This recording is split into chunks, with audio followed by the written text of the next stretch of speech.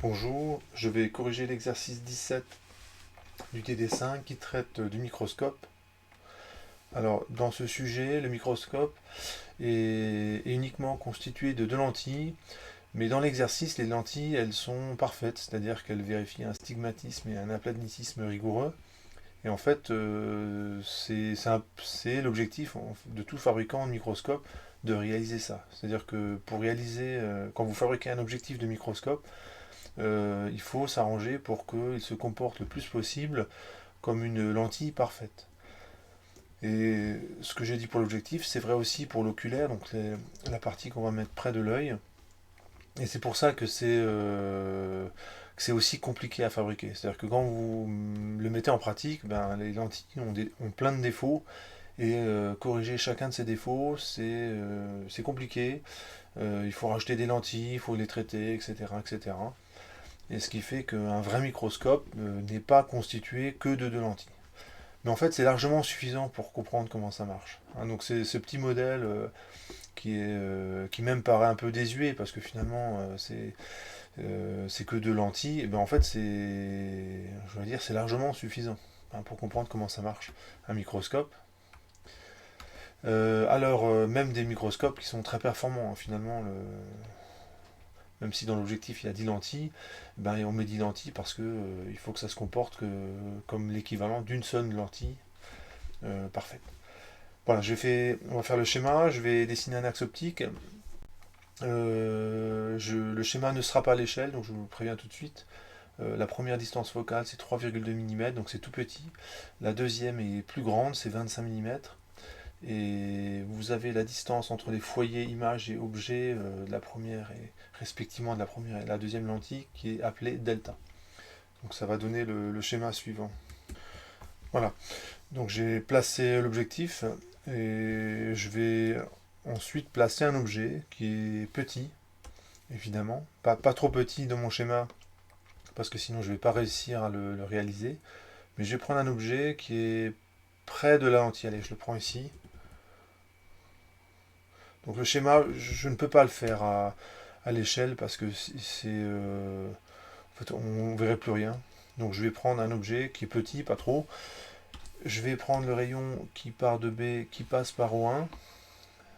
Donc on va dire comme ceci.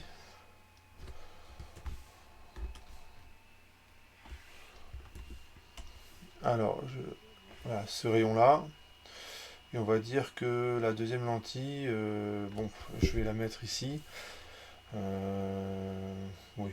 Donc là, je suis désolé, ça fait des lentilles qui sont pas du tout. Enfin, c'est pas du tout à l'échelle, mais c'est pas grave. Après tout. Donc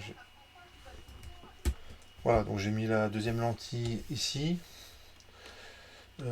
Alors évidemment, ce rayon, il a un petit problème. Le problème, c'est il dépasse la lentille, mais c'est pas grave. Quand on fait une construction géométrique, on s'embête pas avec ça.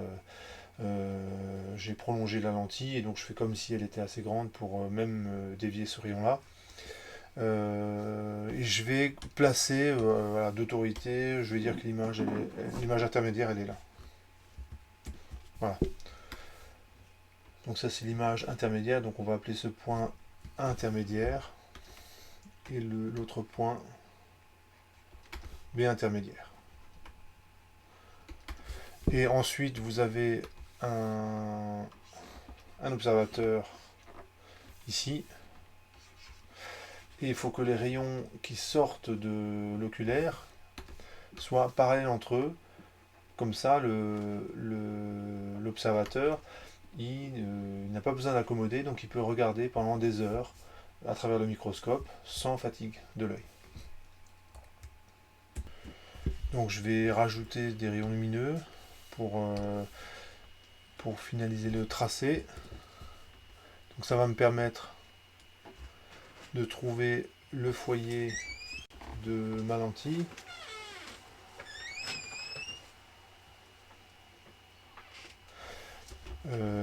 Donc j'ai ici le foyer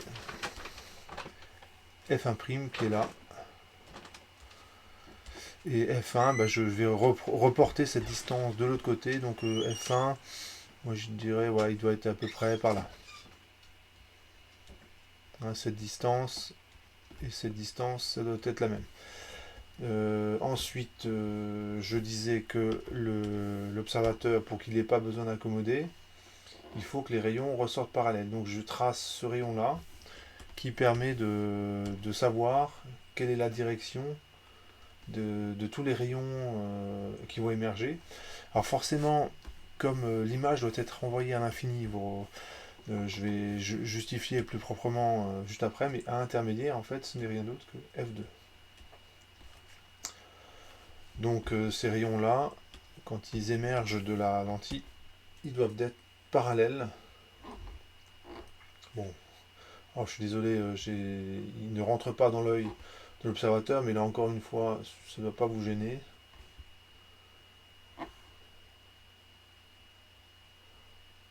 Voilà. Et on met les flèches sur les rayons lumineux. Voilà. Donc on peut prendre d'autres rayons pour si on veut. Là évidemment, sur ce schéma, il y aurait à redire, hein, ces rayons ne rentrent pas dans l'œil, mais évidemment, là dans le schéma, j'ai fortement exagéré la taille de l'objet. Hein. Je vous rappelle, un microscope, c'est pour voir des objets qui sont tout petits.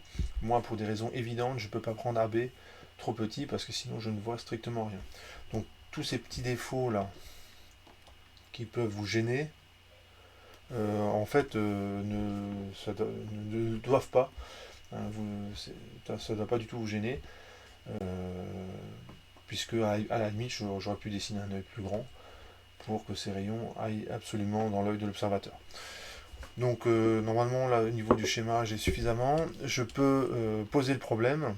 Vous avez l'objet A par la lentille L1 puis la lentille L2, donc ça c'est mon système optique. Il faut que ça aille vers un point qui est situé à l'infini, hein, donc c'est une façon de dire que les rayons doivent être parallèles. A' infini, en fait, il est là-bas. Je décompose, donc ça fait A par L1 A' infini. Alors on appelle ça intermédiaire, mais intermédiaire par définition du foyer objet, c'est aussi F2, enfin c'est aussi F2, hein, puisque F2 donne un objet, donne une image à l'infini. Et je me rends compte que c'est pas un prime infini, c'est B' infini, autant pour moi. Des rayons qui partiraient de A, ils seraient parallèles à l'axe optique. Donc je ne les représente pas pour pas alourdir le schéma, mais on a ceci. Et delta, c'est, je vais le mettre en vert. Delta, on va le trouver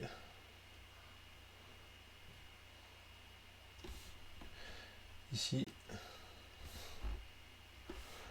Entre les deux foyers, vous avez cette grandeur qui vaut 160 mm. Bon bah on a tout ce qu'il faut, il me semble, hein, pour attaquer l'exercice. Première question, exprimer le grandissement transversal gamma 1 de l'objectif. Donc pour ça, j'ai besoin d'un certain nombre de formules que je vais marquer là. Donc c'est des formules qu'on vous donne à chaque fois. Relation de conjugaison de Descartes, de Newton et les formules du grandissement. Voilà, donc j'ai recopié toutes les formules.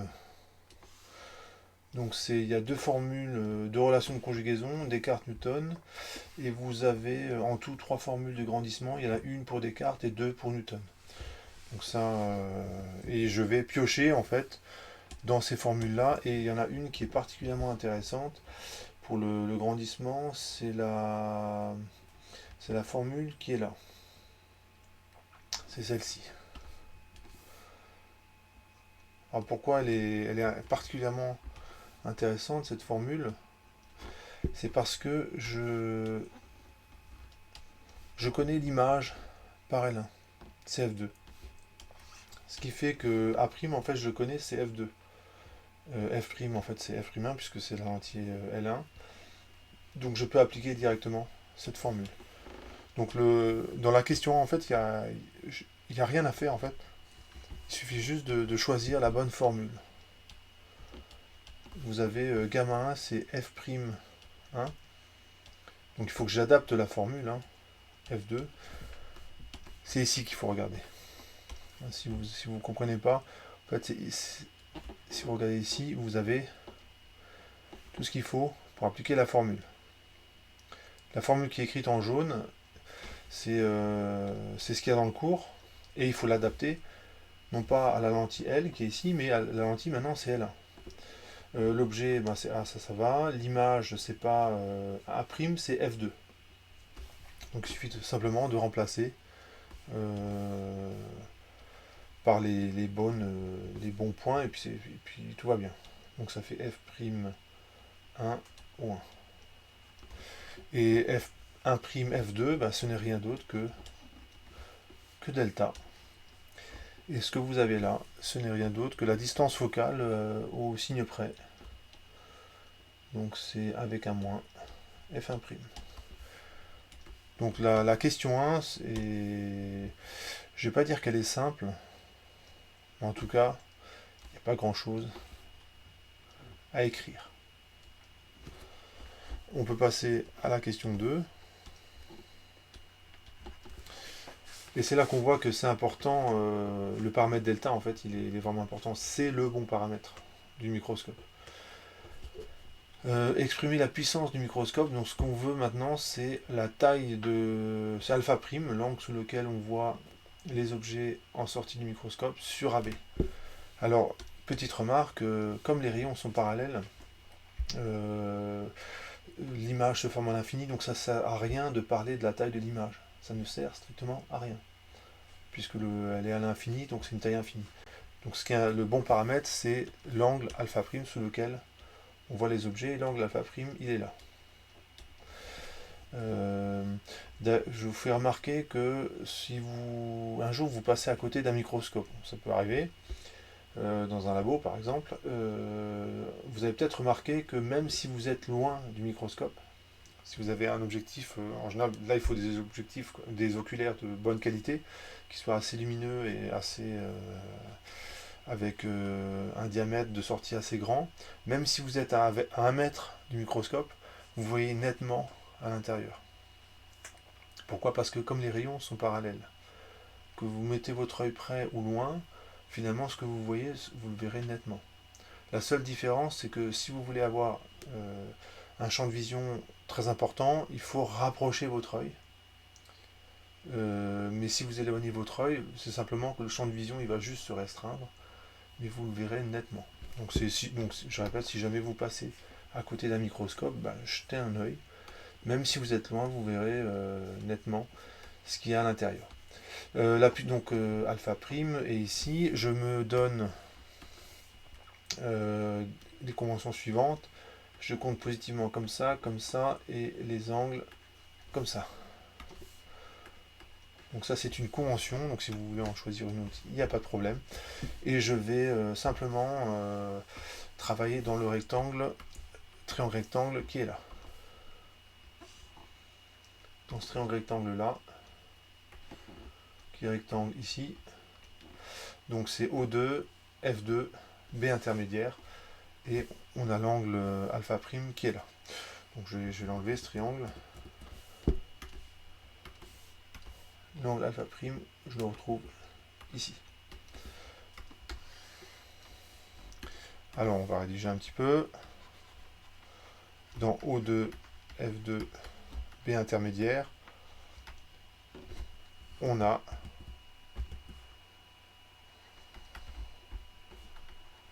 tangente alpha prime. Alors alpha prime, si on regarde, là c'est négatif, puisque c'est dans le sens opposé du sens positif. Donc il faut que donc ça fait B intermédiaire F2. F2, alors je ne mets pas F2, je mets A intermédiaire. C'est exactement pareil, hein, puisque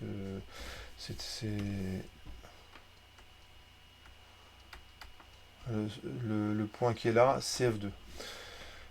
aussi. Mais en fait, ça m'arrange de mettre un intermédiaire avec ce que je vais écrire juste après. Et là, je mets O2, F2. On vérifie le signe. O2, F2, c'est négatif. En effet, quand je vais de O2 à F2, je me déplace négativement. B intermédiaire, A intermédiaire, c'est positif, donc l'ensemble est bien négatif. Tangente alpha prime, c'est négatif, donc tout va bien. J'utilise l'approximation des petits angles. Tangente alpha prime, c'est alpha prime. Et donc on a donc cette relation. Donc je vais utiliser maintenant le résultat du 1 et le résultat que je viens d'obtenir. Et je vais avoir la puissance du microscope. On prend une nouvelle page. Donc je fais un petit rappel. Donc on a obtenu gamma 1, c'est moins delta sur F1'. On a alpha prime, c'est B intermédiaire, A intermédiaire sur O2, F2. Ce que je rajoute, c'est la définition de gamma 1, c'est rien d'autre que A intermédiaire, par définition, hein, ce que j'écris, la définition du grandissement, sur AB. Et donc vous comprenez pourquoi je n'ai pas mis F2 ici. C'est pour juste bien reconnaître, bien identifier la taille de l'image intermédiaire. Et le O2 F2, je vais dire que c'est moins F2'. Donc avec le... Oui, non, je le ferai après. B intermédiaire, A intermédiaire sur F2'. Et en fait, je peux inverser l'ordre des points et du coup le signe moins ici disparaît et ça fait un plus. Et j'écris la définition de la puissance qui est donnée, c'est alpha prime sur AB. Alors il est possible que dans mes calculs, j'arrive à une puissance négative, alors je règle le problème définitivement, je mets une valeur algébrique et je prends la valeur absolue. Pourquoi? Parce que quand vous donnez la puissance d'un microscope, vous donnez une valeur qui est positive. Hein. Vous ne dites pas la puissance de mon microscope, c'est moins quelque chose. Ça n'aurait pas grand sens de dire ça. Donc je prends la valeur absolue. Et quand je mets tout ça ensemble, bah, en fait, les relations que je vais utiliser, c'est du coup celle-là. Cette égalité, hein, ça égale à alpha prime. Donc c'est cette grandeur égale cette grandeur. Voilà. Et la définition de la puissance, et après quelques lignes de calcul, j'aurai le résultat. Donc je remplace alpha prime, ça fait A intermédiaire, P intermédiaire sur F de prime, divisé par AB. Donc ce que je vais faire, c'est... Ouais, je mets AB. Et je multiplie par A intermédiaire, B intermédiaire en haut. Ah non, non, j'ai plus simple. Je le mets comme ça. Bon, les calculs ne présentent pas de difficulté. Hein, F de prime et donc la puissance du microscope. Ben ici, on reconnaît quoi? Ben on reconnaît gamma 1. Et gamma 1, c'est moins delta sur F1'. Donc finalement, j'ai ce résultat. Et c'est là qu'on voit que le paramètre delta, il est quand même pas mal parce que du coup, j'ai une expression qui est simple. Hein, en fait, c'est la bonne longueur delta. C'est entre les foyers. Et j'ai l'expression de la puissance du microscope. On peut faire une application numérique. C'était sauf erreur. Alors je vais tout mettre en mètres. Donc 160 mm, ça fait 0,16 mètres. Divisé par 0,32 mm, donc ça fait 3,2 mm, ça fait ça. Et 25 mm, ça fait ceci, sauf erreur. Donc je vérifie que j'ai pas fait d'erreur. J'ai besoin des valeurs de F1' et F2', 3,2 et 25, 160. Ouais, donc je pense pas m'être trompé. Et quand on fait l'application numérique, on trouve 16 divisé par 0,16 divisé par 0,32. Voilà, donc j'ai fait l'application numérique et on trouve une puissance de 2000 mètres moins 1. Et les mètres moins 1, en fait, c'est des dioptries. Hein, vous savez que en optique, on utilise cette unité-là. Enfin, ceux qui ont des lunettes, ils savent très bien, puisque c'est marqué dans leur ordonnance quand ils vont chez l'ophtalmo. Hein, c'est exprimé en dioptrie. Donc voici pour la puissance du microscope. Il me semble que j'ai répondu à l'ensemble des questions. Je vérifie. Ouais, bah c'est ça. Donc une puissance de 2000 dioptries, c'est pas mal. Hein. C'est-à-dire que là, on a déjà un microscope qui grandit pas mal. On peut, on peut se poser la question du plus petit objet. Donc ça, c'est une question subsidiaire. Hein, on peut se poser la question du plus petit objet qu'on pourrait voir à l'œil nu avec un tel microscope.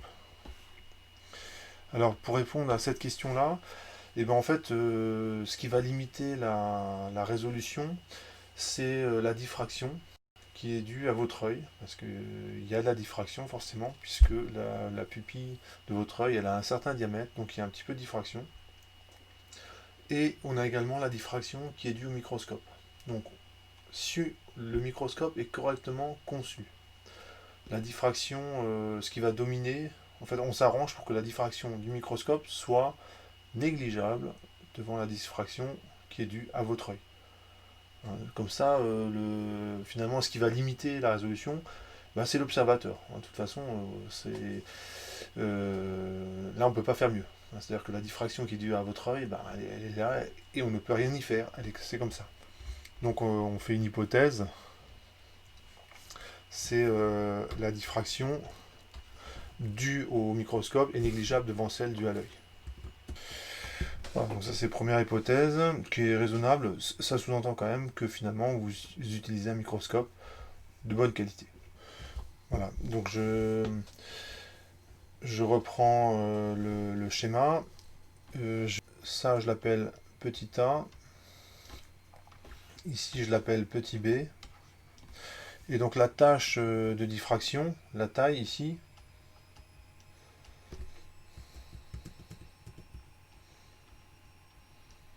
on voit bien que dans le cas idéal, normalement les points, les rayons convergent exactement en un point. Mais à cause de la diffraction, on a un petit élargissement. Et ça, on n'y peut rien. C'est une limitation physique, personne n'y peut rien. C'est comme ça. Et c'est la même pour les rayons que j'ai représentés en jaune et ceux que j'ai représentés en vert. L'élargissement angulaire, c'est θ fois b. On a la distance ici. Donc le diamètre de la tâche de diffraction sur la rétine.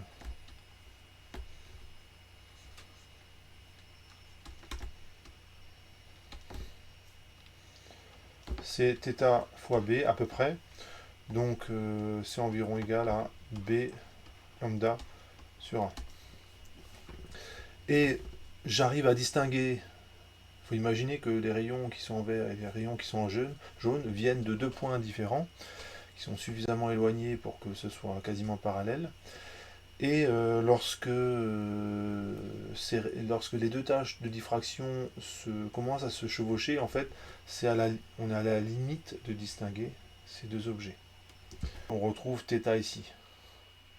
Hein, le fait que ce critère-là, que les deux tâches de diffraction elles commencent à se chevaucher, fait que on retrouve l'angle θ à ce niveau-là. Et donc je le ferai dans une autre vidéo. Hein, je le ferai correctement. Parce que là, c'est pas très, très bien fait, je trouve. Je fais l'application numérique. Donc θ lambda, bah, je vais prendre 600 nanomètres, je prends le milieu du spectre visible. Petit a, c'est 2 mm que je choisis. ouais, à 2 mm, 2 fois 10 moins 3. Et comme il faut que je mette tout en mètres, donc c'est fois 10 moins 9. Donc ça fait, tout calcul fait, ça fait 6, ça fait 3. 10 moins 7, moins 3 fois 10 moins 4 radians. Ah, c'est typiquement l'ordre de grandeur de la résolution angulaire de l'œil. 3 10 moins 4 radians. Alors si vous voulez la connaître, si vous voulez la mesurer, bah, c'est assez simple. Par exemple, vous regardez un écran et vous vous rapprochez, et dès que vous voyez les pixels, et ben vous mesurez la distance entre votre œil et l'écran, et vous essayez d'estimer la taille d'une pixel, entre deux pixels. Donc pour ça, ben, vous regardez la résolution de votre écran. Ainsi, il y a 1900 pixels sur la largeur, par exemple. Vous mesurez la largeur de votre écran, vous divisez par 1900 et ça vous donne votre capacité à séparer deux points proches. Et l'angle, vous le mesurez comment? Ben, en divisant l'écart entre les pixels par la distance œil-écran.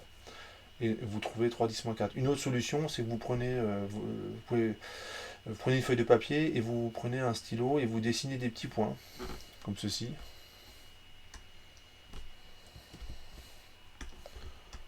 Voilà. Et vous mettez ça contre un mur. Alors ce qui serait bien, c'est de le faire à deux. En fait, il y en a un qui met un certain nombre de petits points comme ça. Et vous le mettez contre un mur et vous le mettez vraiment très loin, à 10 mètres par exemple. Et puis vous vous rapprochez et dès que vous arrivez à distinguer les points un par un, donc à les compter, bah, vous vous arrêtez. Et vous divisez la distance entre les points, qui est typiquement là sur mon écran de l'ordre de 2-3 mm. Je le divise par la distance à laquelle je suis du mur, et ça normalement vous devrez trouver une valeur qui vaut à peu près ça. Donc le microscope avec une puissance de 2000 dioptries, la question c'est quelle est la taille du plus petit objet que je peux voir à travers un tel microscope, sachant que l'œil, sa limite elle est là. Et ben on utilise tout simplement la puissance du microscope. Je vais diviser cette résolution angulaire, donc le θ microscope que je vais appeler, et ben c'est ça divisé par 2000. Allez, donc je vais travailler en ordre de grandeur. 3 divisé par 2, 3 divisé par 2, je vais dire que c'est 1. Donc ordre de grandeur, allez, je mets comme ça. Donc ça revient à diviser, donc j'arrive à 10 moins 7. 10 moins 7, et du coup c'est des mètres. Voilà, donc j'arrive à la fin de cette question subsidiaire. Alors, je vais m'arrêter là pour cet exercice et je vous dis à bientôt.